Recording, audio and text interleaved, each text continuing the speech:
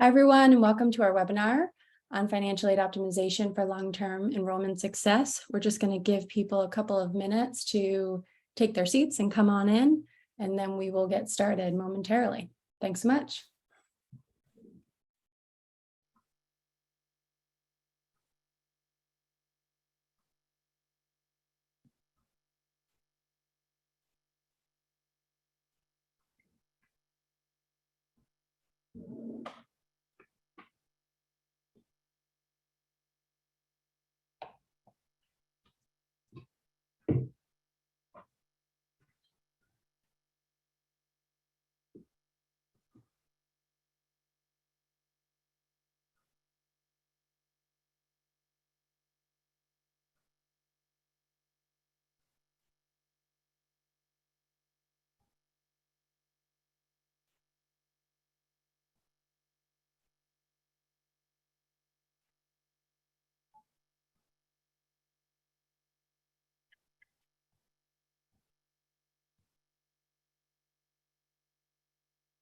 All right. Well, we do appreciate everyone coming on time today, so we want to respect that and start relatively on time. So welcome again. This webinar today, we'll be talking about financial aid optimization and its relationship to enrollment success. We are thrilled to have everyone in attendance today. I'll let you know just a little bit about how this webinar will run today. I'm going to start by introducing myself, mostly for an audio check. I'll ask you to let us know if we sound okay. I will introduce our speakers. I'll hit some housekeeping items, and then we will jump into the content that you came for. So, audio check. My name is Christine Kramer. I'm the VP of Marketing here at Carnegie, the leader and innovator in higher education marketing and enrollment strategy. If you are not familiar with Carnegie, we offer groundbreaking services in the areas of research, digital marketing, lead generation, student search, slate optimization, website development, creative, and financial aid optimization, which we are here to talk about today. In my role, I work collaboratively with my colleagues across the company to ensure that we are a relied upon brand in higher education. I personally have spent about 15 years in higher education marketing and communication, that space, running strategy and operations for enrollment communications and advising on those services as a consultant in more recent years. So that's my audio check. If someone could just let me know in the chat that we're sounding okay, I will take that as a good sign and the opportunity to continue. Thank you, Kelly. Thank you, Carrie. Appreciate that. All right. I have a couple of housekeeping items as promised. Today's webinar will last about 45 minutes. We will have an additional 15 minutes at the end reserved for Q&A or something very close to that, hopefully.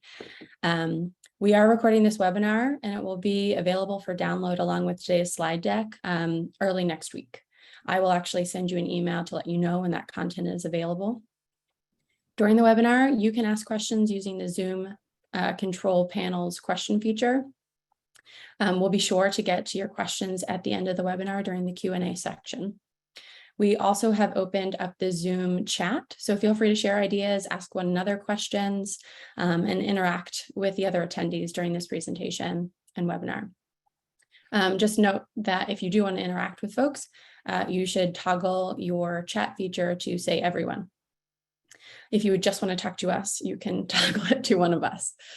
And finally, at the end of this webinar, you will be automatically prompted to answer a quick survey for us. This is really just helpful in getting your thoughts about how the content was, and this does influence our future concepts. So thank you in advance. So without further delay, let me introduce our speakers and our subject matter experts for today's webinar. First, we have Tim Lyon. Tim oversees the predictive modeling group and helps clients to develop data-informed strategies to meet their enrollment goals. Tim works with institutional partners to develop effective financial aid strategies, balance competing institutional priorities, and identify opportunities to enhance recruitment and marketing efforts. Tim ensures that analyses are customized to meet clients' needs and priorities, and that strategies are developed with long-term success in mind. Hi, Tim. All right. Hi, everyone. Thanks. Our next subject matter expert is Nick Wagner. Nick leads and assists with client data modeling as it relates to student retention, financial aid optimization, and enrollment. He brings over 15 years of experience in the field of higher education with a background in predictive modeling, data science, and survey research. Nick is relentless in trying to uncover patterns in data to help inform institutional effectiveness and decision-making. In his prior roles, he has led offices of institutional research, sponsored programs, academic program assessment, and the registrar's office. Hello, Nick. Hi, everybody. Great, thank you. So our goal today, first, we want to compare financial aid leveraging and financial aid optimization and illustrate the differences between these two approaches. Second, we want to showcase how an ecosystem approach to awarding, like financial aid optimization, is essential to achieving enrollment and institutional success. We will do that by walking through this agenda of content. We'll start with defining what financial aid optimization is. We will walk you through the strategy for each stage of a prospective student journey. So prospect, admitted, enrolling. And then we will take our Q&A at the end, as we discussed. At the very end, we'll wrap with a couple of takeaways for you. And if that sounds good to everyone, I will turn it over to Nick to start us off with what we intend to articulate to you today, what you will learn and take away from this webinar. Thanks, Christine. And on behalf of Carnegie, thanks everyone again for attending. Just briefly, again, what we're going to cover, Tim and I, in terms of what you'll learn about today is we're really going to talk about the significant differences between financial aid optimization and perhaps the more ubiquitous term that we hear in enrollment management and higher education is financial aid leveraging. We'll also talk about how individualized aid strategy works and how it truly does optimize your awarding and strategies related to that awarding.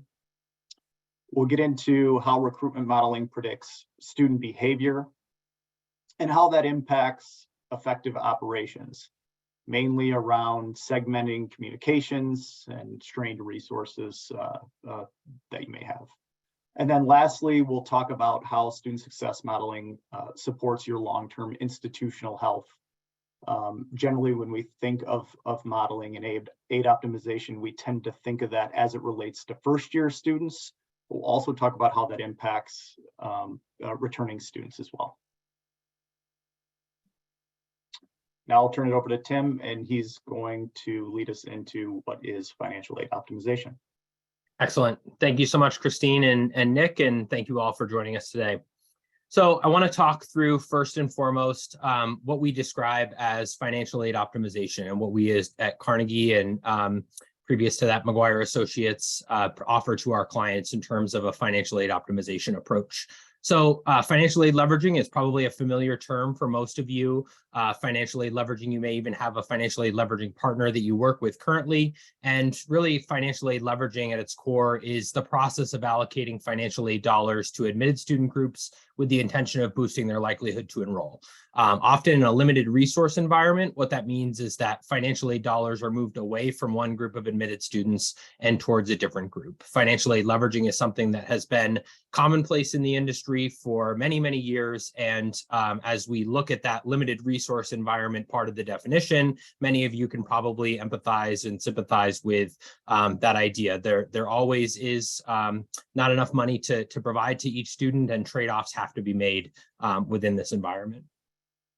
When we think about financial aid optimization to us is more of a way of thinking. It's the idea of utilizing predictive models to understand the entire ecosystem of student decision making.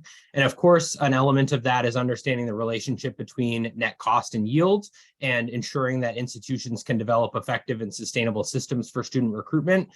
Many are thinking of that at the admit stage. we're thinking that across the entire ecosystem of student decision-making. So in order to really effectively optimize your financial aid strategy and your approach, we really need to be thinking about how can we create effective and sustainable systems for student recruitment, which means that you're able to meet your critical institutional goals for application volume, new student enrollment, net tuition revenue, the cohort composition of your new students, student retention, and graduation rates. And what you should really take away from that, first and foremost, is that there are essential elements of the admitted to enrolled student stage incorporated into that. You often are all looking at specific goals for new student enrollment, net tuition revenue, and hopefully the cohort composition, and keeping an eye on that. But you may not always be thinking about how the financial aid strategy is an integral part of generating applicants and bringing in the students that are going to receive those awards, and ultimately the students that accept those awards, how that contributes to student retention and success once they have enrolled. And the reason that this is essential in terms of really taking this ecosystem approach is that enrollment itself is a diverse ecosystem. The idea of our thought process being a funnel is still, I think, a much more outdated term. It really is a focus on what are all the aspects that go into a student's decision-making process. And of course, an element of that is how much financial aid they're receiving and whether or not they have the ability to afford your institution, whether or not they feel your institution is a strong investment for them in the future. But it also comes down to all of these different components that many of you also may be responsible for. How do you incorporate a digital campaign? How do you make decisions that are really expensive decisions around search? How do you implement those two elements into a CRM like Slate and communicate with students effectively across a variety of different platforms and social media and blogs and your website? And how do you really talk about financial aid is a really critical component of achieving success. And for us, that starts right from the very first stage of the student life cycle, which is the prospective student stage. So if we're thinking about the prospective student stage, what we really want to focus on for optimization as a whole is the idea that optimization and financial aid leveraging is to be really more focused on long-term strategy, to be focused on the elements of your process that are focused on being proactive as opposed to reactive, and ultimately really thinking about a multidimensional approach to financial aid leveraging versus financial aid optimization versus just leveraging the resources that you do have in a singular or matrix-based environment.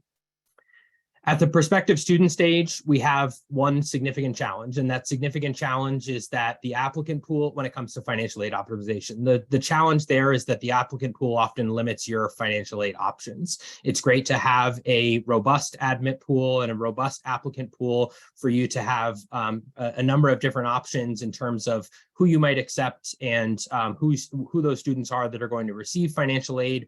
But the reality is, once you get to the admitted student stage, the applicant pool is going to dictate what that admitted student pool looks like. And if your admitted student pool and your applicant pool is not aligned with your financial aid optimization strategy, then ultimately there are going to be significant challenges. And of course, the solution to that is to be able to do a sophisticated level of recruitment modeling and understanding what your pool looks like.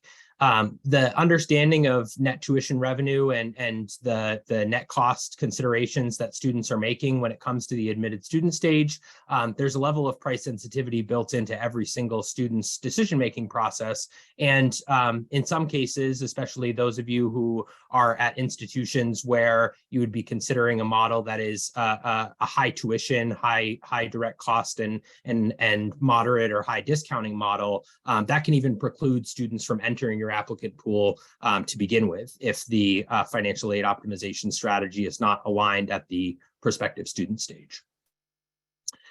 When we talk about recruitment modeling, we wanted to know what recruitment modeling is. We want to talk about how it works, and we want to talk about the benefits. Of course, the benefits are in terms of how that actually helps you craft an applicant pool, but really we want to focus the attention today on how that helps you when it comes to the financial aid optimization stage and how it limits costs that can sometimes be unseen when you're really focusing on just a leveraging focused environment. Recruitment modeling at its core is the process of transforming raw admission and recruitment data into actionable insights. It enables you to set priorities and implement right fit strategies for your institution.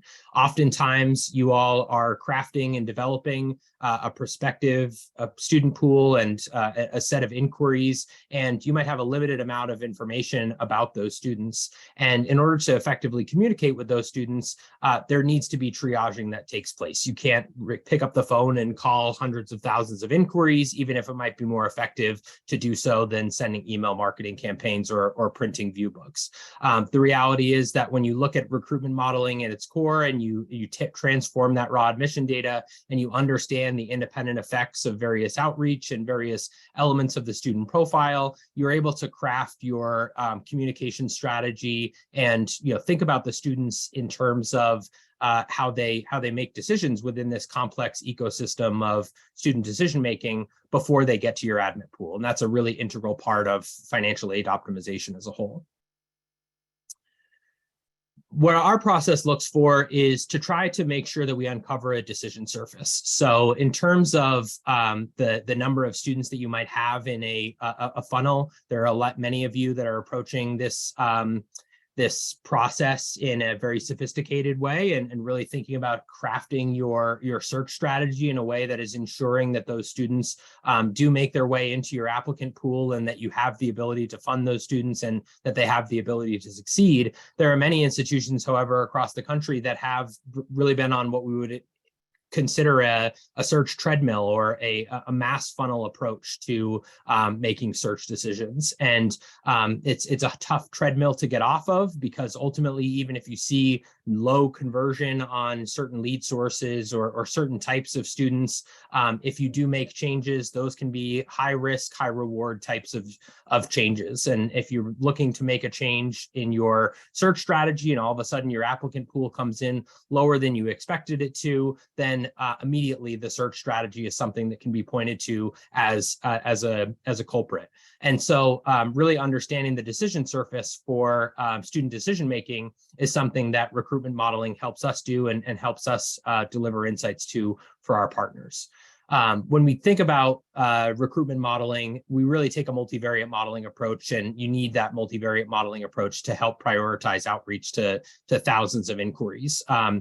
Many of you are still looking at print resources. Obviously, digital is a big component of the work that Carnegie does, and why this partnership is so valuable, because really they're thinking about the enrollment strategy and the search side at the individual student level, and we're doing so and with my team at the financial aid optimization level. And so aligning those two elements is really critical. And the first thing that we have to do is uncover what that decision surface is, what's driving students towards the application stage, towards the enrollment stage, and how do you take advantage of that within your marketing and recruitment efforts.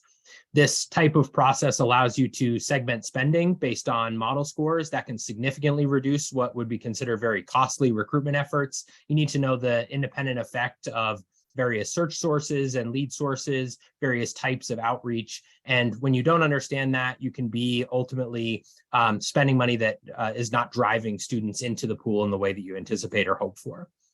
And then, of course, you're by implementing a recruitment modeling approach, you're tailoring your top of funnel recruitment strategies to maximize the likelihood that you have best fit students applying, and you can really save a fortune at the admitted student stage. We'll go through a variety of examples today about how a misaligned admitted student pool can really create challenges at the financial aid optimization stage that for all the models that can be developed and all the optimization that can take place at that admitted student stage, if the admit pool is not designed properly to account for the price sensitivity that your student pool has, then you can create even more costly challenges for yourself.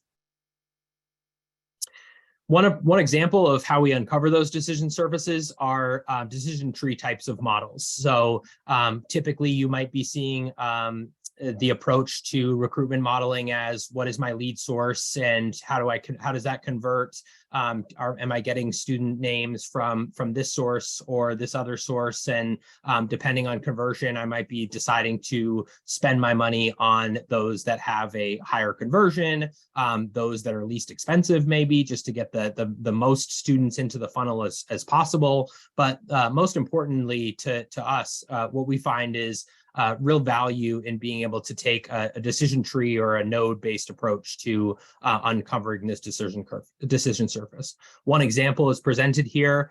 Something that might be absolutely integral is just talking to my team earlier today about a specific example here where one of the models that we've built has off-campus and on-campus event attendance as one of the strongest factors in that predictive model. And as you branch out from something like visiting on campus prior to the application stage, while those students may be more likely to convert than non-visitors or off-campus visitors, for example, from there, the decision tree branches out to really understand what the probability of application is for each individual student in your applicant pool. They may be from one of your top 5 feeder schools. They may be coming from a neighborhood where the parent education level is typically weighted towards the high school level as opposed to the higher education level. And all of those factors can be predictive of whether or not the student applies. And so when you understand those individual nodes, when you understand who your students are at the inquiry stage, even with a limited amount of information, tailoring your communication to set yourself up for the next stage is absolutely crucial. I bet you didn't think that you'd probably see a meme here, but I can't do in this webinar, but I can't think of a better way to describe really what we're talking about in terms of aid optimization. And that's the idea that aid optimization cannot fix volume search. You can have the most sophisticated search process in general, but if your ecosystem is not aligned to maximize application conversion at that point, at the end of the process, when you do get to that admitted student stage and you're trying to optimize your financial aid resources, even in a limited resource environment, the only thing you can really do is take a leveraging approach and trying to increase awards on a per student basis. And that can be a real challenge to meeting goals at the end of the day. The admitted student stage is, of course, the one that everybody is most familiar with when it comes to financial aid optimization. There is one major challenge when it comes to the admitted student stage, and that's, of course, how do you make the most out of a limited financial aid budget? The solution historically has been leveraging your financial aid dollars and moving one allocation of student aid to another and making sure that those trade-offs are limited, and ultimately that a lot of that takes place at the two-dimensional level. Typically, you might be focusing on the student's academic credentials and a level of need. But our solution that we've offered for many, many years to our clients and has allowed our institutions to find great success is an individualized aid strategy. The individualized aid strategy, I want to talk quickly about what that is, how it works, and what the benefits are. In our environment, when we think about an individualized aid strategy, with individualized aid awarding, you have an aid strategy built for each individual student. Each individual student has a package built that's just for them, and it is truly a personalized approach. And I cannot stress enough that it's the most precise offering for aid strategy. Many of you might be considering whether or not your matrix-based approach or your approach to financial aid leveraging is optimized for your pool. And I can assure that in almost every case, what we see when we move an institution from a matrix-based approach to an individualized aid strategy is a set of outcomes that looks equivalent to theirs, but the spending is reduced or the ability to recruit more students for less. And the way that we get about this is we have to think about each individual student's decision-making process and their price sensitivity level. You might have 3 students in terms of what their price sensitivity looks like, and understanding their full spectrum of behavior across the entirety of the awarding spectrum is critical. And what you're looking at here is, a set of 3 students where somebody like Sean, who's sitting in that top end of the environment, when they're looking at, they have a high intrinsic motivation to attend the institution. They have a profile that is a right fit. They have a limited set amount of price sensitivity, and each individual aid strategy and each individual predictive model that we develop for our institutional partners takes into account a variety of different factors when it comes to predicting the student's likelihood to apply. Then you have other students at the other end of the spectrum, like Emily, where really the movement of contribution to net total revenue or movement on the needle of probability of enrollment is not going to be taking place until much farther down that spectrum of average award. This might be a student who, Emily is likely a 4.0 student with a high level of need, who might be from a in one of your most competitive majors and is coming from farther away in campus, just as a somewhat simplistic example. But the marriage of McGuire Associates' ability to focus on the individual aid side, and obviously Carnegie's capabilities in the psychographic elements also allows us to uncover decision services at this stage that go far beyond just the student profile or what you see on the application. And that's critical when you're trying to predict and develop a strategy that is optimized for your individual pool.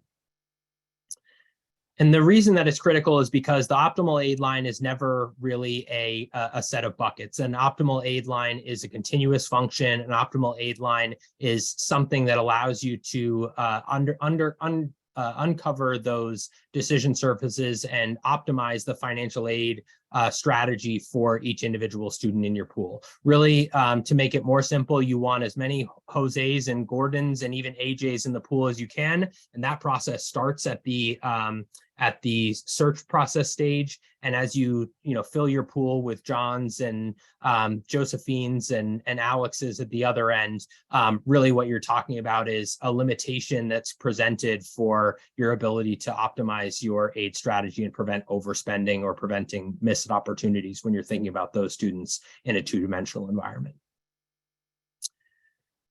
One quote that I always go back to when it comes to financial aid decisions is a quote from an enrollment manager that we work with, and it's something that resonates with me very, very closely, is that too many institutions make financial aid strategy decisions with an exclusively budget-driven focus. And many of you might sympathize with that thought process as well. You might have a financial aid budget that you're being allocated every year to have that recruitment level. But in our minds, again, it is a complex ecosystem. And so a financial aid strategy really needs to be 4 things. A financial aid strategy needs to be, Christine, if you could move forward. The financial aid strategy needs to be sustainable. It needs to be goal-oriented. It needs to be predictable. And it, of course, needs to be agile.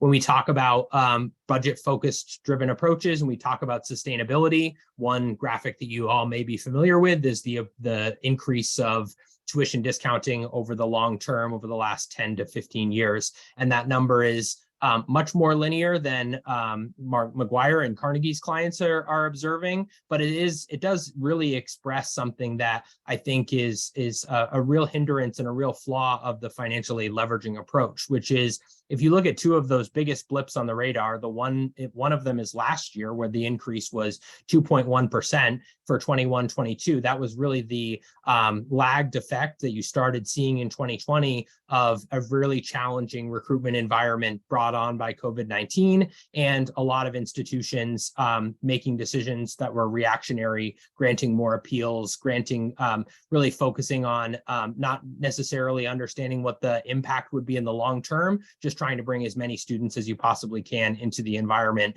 as quickly as you can. And when you look at the other blip that you see is 2017, 2018. And 2017, 2018 is really the first time that we saw a significant impact of PPY filing for students. And so what that meant is that as students' financial aid information became available quicker, that meant you can get an award out to students earlier. But when you get awards out to students earlier, that also means that many other institutional competitors are able to get out institutional awards earlier, and that becomes a much more competitive environment. It becomes a and becomes a game of really determining how much you can get out of an institution, as opposed to the institution considering their pool and determining where to draw the lines. Where to draw those lines are very hard decisions sometimes. But of course, if you're thinking about it on a singular approach where you're saying, how do I optimize my yield? How do I optimize my enrollment number? You can make decisions that are in the short term effective, and in the long term are setting your institution up to face more significant challenges along the way. And that's why institutional decisions around financial aid optimization need to be goal-oriented. The strategies for assigning financial aid, they need to be created with the intent of balance, and balancing really 4 essential things. One of them is desired enrollment, one of them is net revenue, the other is student profile, and of course, financial aid budget is a critical element of planning and long-term institutional success. But as we know from our conversations with our partners, and as we know from the institutional success that we've seen for our financial aid optimization clients, is that this financial aid budget number should really come as a result of that goals conversation, not the starting point. If you come into the conversation and saying, I have $20 million as my financial aid budget, we can of course help optimize that $20 million of financial aid, but to understand what 21 million gets you, what 19 million gets you, not just for the next year, but for the long term when it comes to the effect on retention and student success, and also becoming a pool that future students can see as affordable for your institution, is part of our trade-off discussion. The third element is that it, of course, needs to be predictable. And these are screen grabs from our strategy tool that we implement for our clients. And we can look at a situation where we're looking at a matrix-based approach in comparison to an individual aid optimization approach. And this is just one of many examples where we see an institution trying to grow their enrollment, trying to maximize yield on their pool without overextending that admitted student pool. And you see on the left side, you've got a matrix-based approach that might hit their target of 40 additional students. But when you look down at the net tuition and fees revenue and the net total revenue, you see that the level of discounting is about 3% increased over last year, netting out $16.6 million overall.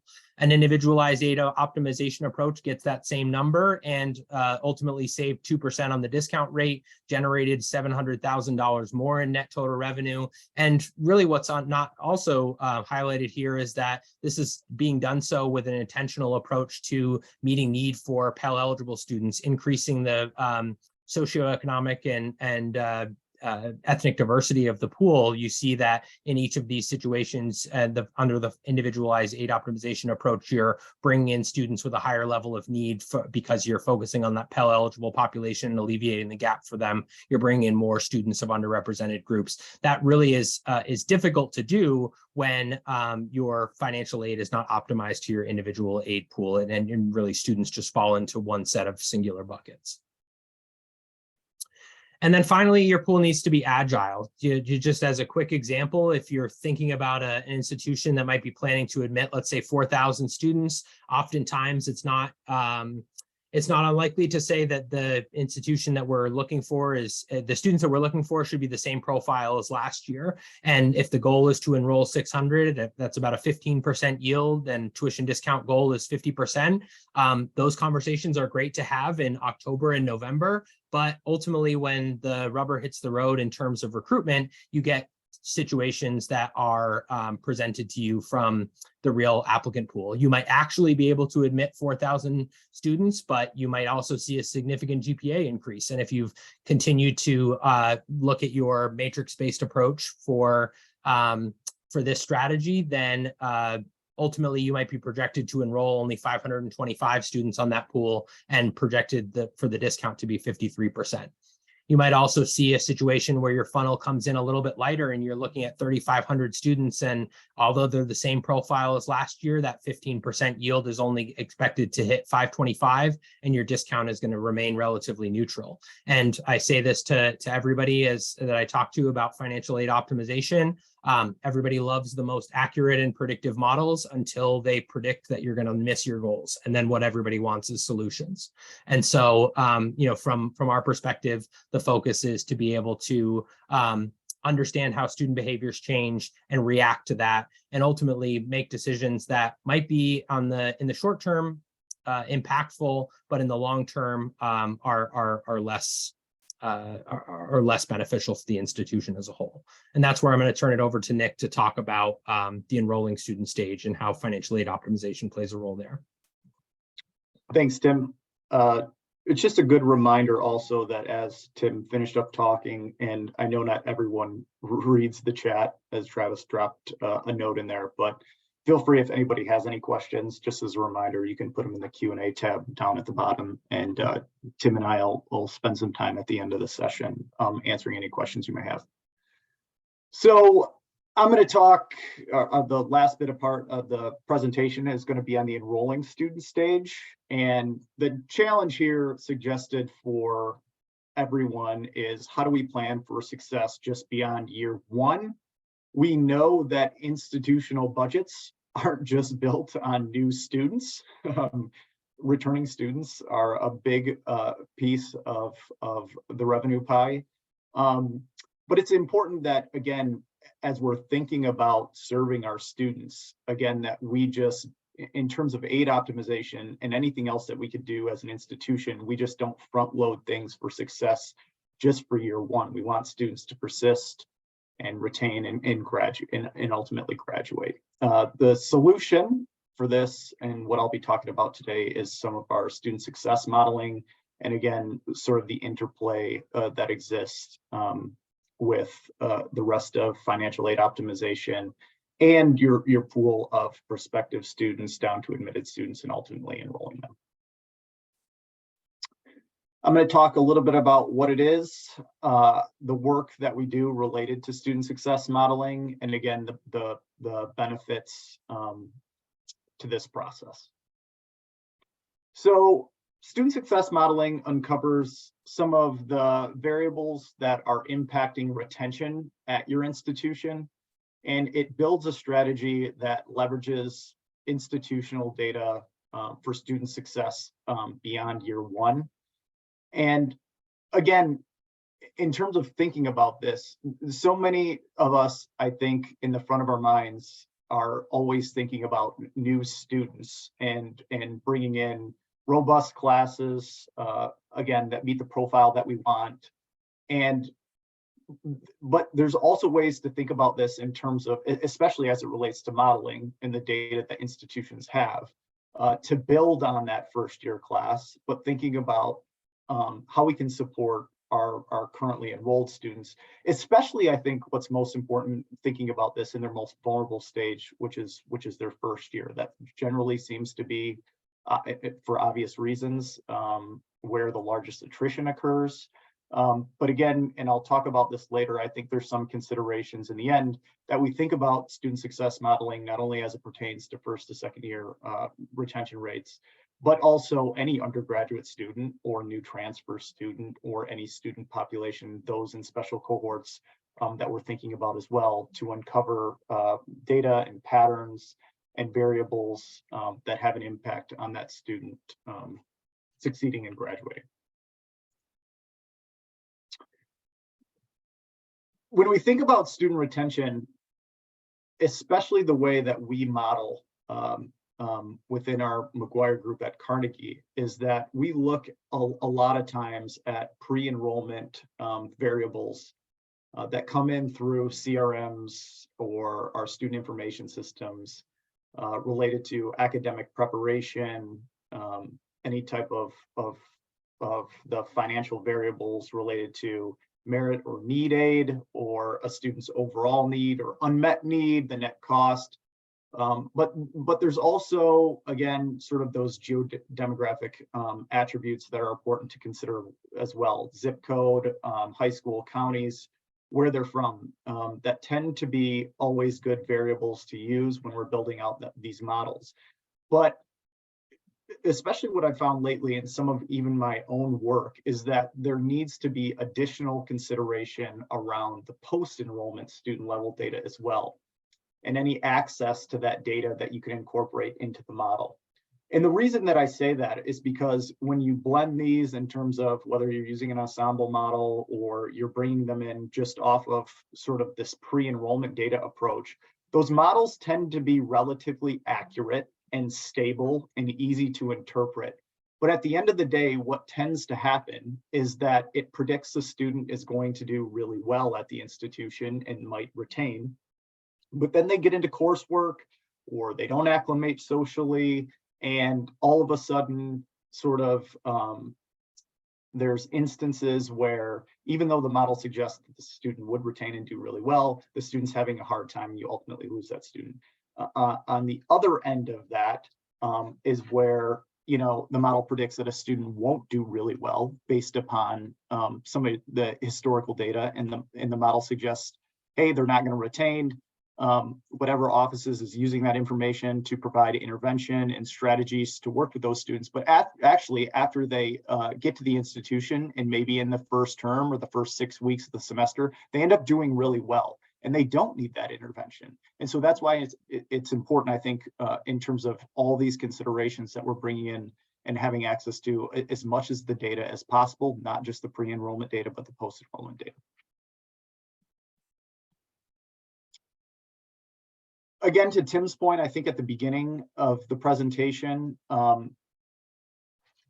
retention modeling as a whole is a basis that can be linked to specifically recruitment modeling and aid optimization. Again, what good are we doing our students if we're just using these modeling approaches, thinking about students in order to meet a first-year class goal, or thinking about students that have unpaid balances, or they have an additional need that you may come in late in the recruitment cycle and give it to them in order just to fund that gap in year one, but then not thinking about what are we going to do as an institution to support that student come year two. And I think that's where that additional sort of retention and student success modeling can help and show you the interplay between all of those things. It doesn't stop with, again, just the first year class. Like I said, returning students play a large role in the stability of any institution. And I think in terms of institutions should think about how they're going to use the modeling to inform the intervention. The modeling is the tough work on the front end and thinking about the factors that contribute to whether or not a student stays or leaves the institution. But I think it's important to consider how you're going to use that data, what offices are going to be involved, how we're going to communicate to students, what the intervention is going to be, especially when the model shows that there's at-risk students, how you're going to reach out to them, and then track those interventions, because there's going to be formidable questions at the end of those conversations or at the end of the semester when we're going to compare model performance in terms of those student success efforts to what actually happened with the retention. And think about this in terms of, again, what your offices are capable of, resources around campus in terms of handling that intervention and outreach. And then lastly, you know, a model's only as good as a model. It is not perfect, especially as it relates to human behavior, which is extremely complex, especially around the concept of retention and attrition. And I'll talk about that in some of these subsequent slides. This is one of the main issues that institutions have, and something that we talk a lot about with our clients, and that's the challenge of sort of disentangling the causal piece of all this when we're doing our retention modeling. That there's a variety of variables weighted independently that come into the model. And a lot of times, for example, it's academic preparation. A lot of times, in terms of model performance, especially if you're bringing in, you know, live data throughout the semester, end of first term GPA tends to be a great predictor. But you have to remember, beneath that academic performance, there's other things or themes that are happening around that student's life and behavior of that student that could be impacting that academic performance, whether that's financial stress, whether that's homesickness, whether that's, again, they're not fitting in, they haven't found a group to connect with on campus, and that plays into that whole piece of student experience. And I will talk about what we can do to that to get at some of those underlying variables associated with what the model produces, and then to dig a little deeper really to the root cause and not just the symptoms. This is just an example quickly to show, again, directionality as it relates to when we're working with institutions. And just a quick example of variety of some of the factors that can come into a model. This specifically had to deal with the relationship with these coefficients and variables and first year retention. And again, you can see the positive or negative relationships, but I think for the most part, these are some of the standard variables. And it could be, you know, whether or not they had a family member attend, high school GPA, you see the academic performance variables having a positive impact.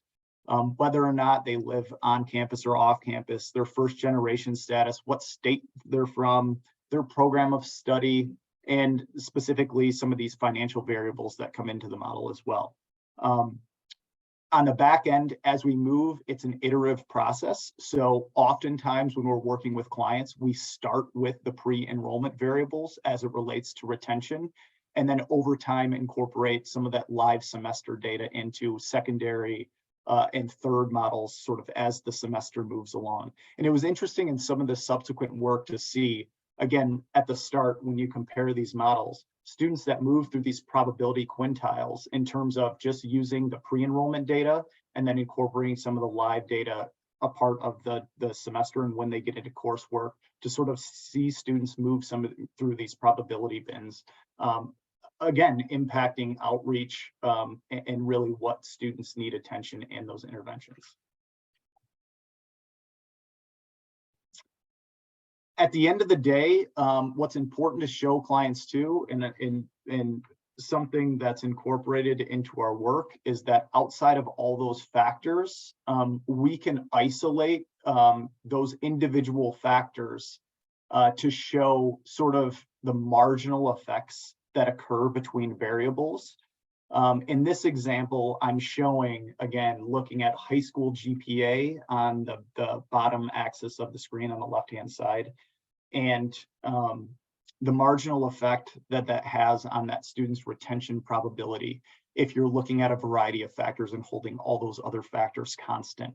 But showing institutions, again, if they make adjustments in preparation, or if there's a shift like Tim alluded to in their class profile, what that institution can reasonably expect in terms of average sort of retention probability increases and decreases over time. And on the right, specifically looking at a financial indicator, in this case, net cost, driving retention probability and its marginal effect. But you can see, again, that if an institution, in this case, this fictional example, were to lower net costs or had strategies about how to impact affordability for students and found a way to back off overall net cost in some instances for students, the increase that could have on a student's ability to retain.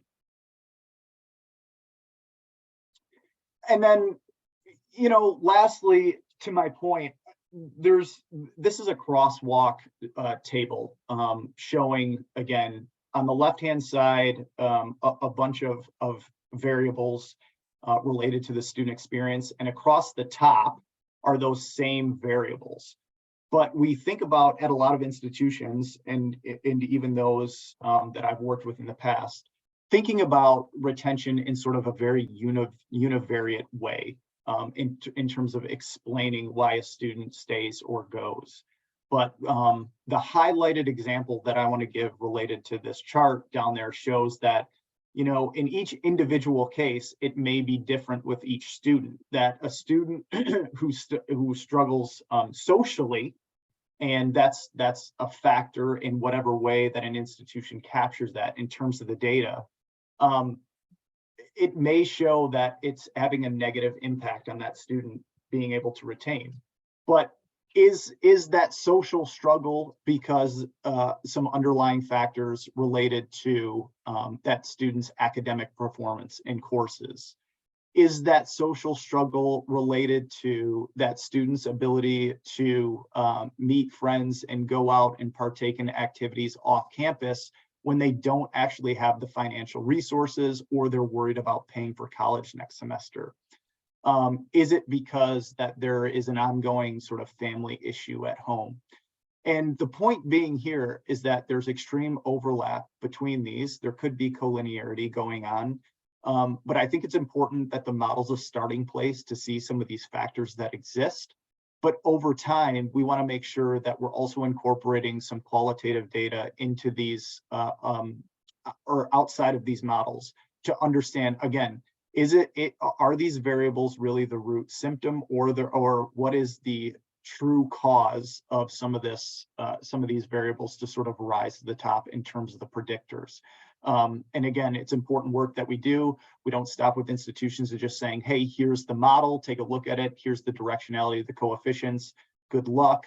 But also thinking about sort of those iterative next steps in terms of really deep diving and sort of removing the layers to that student experience to uncover what's driving issues related to those variables that impact student success and retention.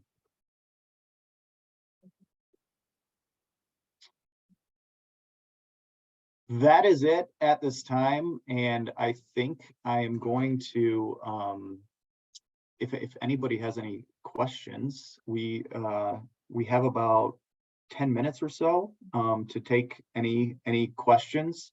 Tim, one did come up early in the presentation, and I know sort of where we're at in the cycle right now, but thinking in terms of institutions that maybe are thinking about doing this work, can you just talk about, you know, where we're at in the cycle, if a client came on now, sort of, you know, how long that would take in terms of us working with them, and when awards roll out, and strategy in those instances?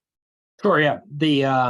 This is a busy time for everybody in higher ed, and right now what my team is actively doing is building financial aid strategies for the next year based off of the assumed student pool, and deploying a strategy or getting ready for deployment of a strategy that will typically take place for some rolling admissions institutions are already getting out merit offers. Some institutions that are EA and RD, more traditional admissions timelines, are going to be rolling out those offers sometime at the beginning of December and beginning of March for regular decision awards. And I think the time to start is now, I guess, is the answer. But, you know, if we're thinking about onboarding a new client, it really is dependent on the quality of the data and the ability for data to be extracted quickly. We typically will say that from time that data is exchanged to the time that you could get a deployable strategy in place would be about 5 to 6 weeks. That being said, we've definitely worked with client institutions where their data was very clean, and we weren't having a tremendous amount of back and forth about things like funded versus unfunded aid and the considerations that are going into an individualized aid approach, and we were able to really have that take place. One example that our folks like to tout is the example that we had set up a data extract for a client preemptively and ended up getting them back a strategy within 2 weeks once they came to us in March and said, we really need a strategy for our regular decision awards. Our pool has changed much more than we expected it to, and we were able to get them a viable strategy. The other element of this is also, you know, with a financial aid optimization approach, and with an approach that's really focused on building models that are ensuring long-term success. While it might not be your overall financial aid strategy, we've definitely helped institutions with really sophisticated approach to granting appeals and looking at those funds, really looking at trying to impact student retention in the first year, and looking at outstanding balances, looking at the profile of students who tend to retain or tend to not graduate over the the 6-year period and determining how can you use a limited set of financial aid dollars or a limited set of limited institutional aid budget to minimize that impact overall. So it's dependent on the data, but I think we always like to meet our institutions where they're at and provide them the solution that they need at that time. Yeah, I think it's important too to piggyback off that. And when we think of this, it's not just limited to first-year students. Again, Tim and I work with clients that are looking at graduate students and the allocation of aid as it relates to graduate students. We've worked with single departments, so keep that in mind too as you're thinking about this and wondering, hey, can this apply? Can I use this with wherever my seat is on campus? You know, in the overall cycle itself, I think it's important to be having these conversations as early as possible around campus. We know awarding starts now and they're thinking about that, but for subsequent years, especially to have those conversations early on with any of the executive administrators or your seat in order to impact that. If you're thinking about it, you know, feel free to reach out to us at any time. Another question came about thinking about, you know, any recommendations for anyone who can't change their strategy right now, but want to think about sort of longer term retention. I don't think thinking about retention and the ability to sort of model that it's always a good time. So, you know, right now is a good place to start at the end of the first term as we get into the academic year. But historically, as you're thinking about that, as long as the historical data is available, I think any time that you can make an impact working with campus constituents and running those models, it can happen anytime throughout the academic year. We see a lot of our clients do this work primarily in the summer, sort of as the academic year ends, and moving towards fall to sort of set up ways that it's going to be communicated around campus, or sort of to start the work with the different departments and campus partners. I'd add on to that, Nick, and say, while the focus today has been a lot around the multivariate modeling solutions today, you know, as your background suggests, and our group is well equipped to do, we've done a lot in the continuing student success research space, and really getting an understanding of the decision-making process and the real pain points for students that talk to that last matrix that you just presented about the real causal reasons for student attrition. And it uncovers some pretty interesting insights. You know, when students are looking at alignment between their expectations and their actual real life experience when they get to an institution, it can cause a lot of stresses and it can cause a lot of concern in terms of continuing student retention, and being able to put the systems in place that are going to ensure that students are well equipped to make that decision and to understand the long-term value of the education is something that needs to start immediately, because changes can be slow in that process. We've seen situations where there was tremendous misalignment between student expectations pre-enrollment and the student experience in some key areas like financial advising or student services or the residential life programming. And, you know, that when you have to make those more sophisticated, full-scale institutional level decisions around and changes, that does take time. There's not an immediate one step out of the box solution to impacting those students' decisions.